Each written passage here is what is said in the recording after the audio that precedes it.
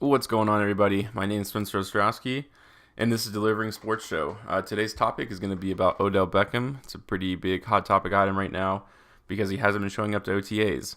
Well, okay, for some context, he showed up for the first voluntary workout and has not showed up since. And I think it's interesting to see how different Freddie Kitchens has acted since this has happened when he showed up the first one. He was very protective of him in the beginning. He said, I just want him to be mentally ready, whatever that means. We don't know what Odell Beckham's going through. We have seen him on Instagram going through a bunch of on vacations and going out with Drake and stuff like that. But, it's not always like that. We've seen big celebrities post big on Instagram and Facebook or whatever. And then in some cases, like some have committed suicide and stuff like that. So I'm not too quick to say that someone, just because it looks like they're having a good time on Instagram, doesn't mean that they're actually struggling with something. So I think Freddie Kitchens was good to say that in the beginning, that he wanted him to be mentally prepared to present himself to the team, present the best version of him. And also, obviously, Odell Beckham has the right to not show up to OTAs. Where I have the problem is, why show up to the first one at all? Big superstars don't always show up to OTAs. It kind of depends on the team, on the player. So if he never showed up and he informed the team, hey, I don't intend on coming to OTAs, it's within my rights and there shouldn't be a problem with it, then I think it would have gone better than what it is now, than showing up to the first day, looking involved, looking like you're ready to be a part of the team, and then not showing up for the other 9 practices. It looks a lot worse for you, because why give your teammates that hope that you're going to be there and then essentially just not inform anybody that you're not going to be there the rest of the time? It kind of seems like you're not fully committed to the team versus just not showing up, and everyone can respect that.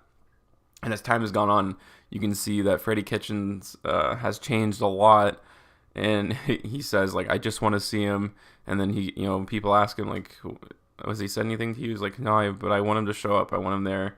I want to see him. He's missed a lot of practice. And I do think it is actually pretty important, because you have a young quarterback in Baker Mayfield who has essentially an entirely new receiving core. Well, when Odell Beckham's there, it's completely changed because you're getting one of the best receivers. But he needs that time with him, because Odell Beckham is pretty sensitive, as we can see. He's very specific on the routes that he wants to run, and he feels like he knows when he can get open. We saw him throw the big tantrums on the sideline last year when he gets frustrated when the ball's not in his hand. So it's important that he can communicate with Baker, so that they're on the same page and they know when to give him the ball, because obviously when he's out there running the routes, when he's getting the ball in his hands, he's very good.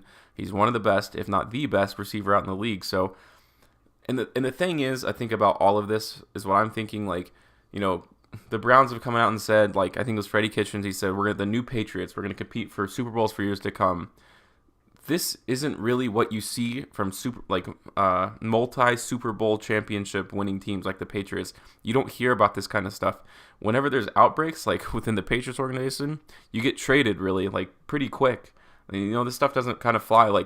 The thing is, the Browns. So what we've heard from this now, we know the Browns aren't going just for the playoffs; they're going for the Super Bowls. And this, I know Odell Beckham has the full right to do this, but at the same time, it looks so bad on him doing this. If you're trying to build a championship foundation, this is not what championship teams do. This is what good teams do, maybe, or decent teams, or even bad teams. Bad teams lack that kind of discipline, and you would think that Odell Beckham would feel comfortable going through the Browns staff to kind of work through these mental problems and be with his teammates, because he's going to spend so much time with them.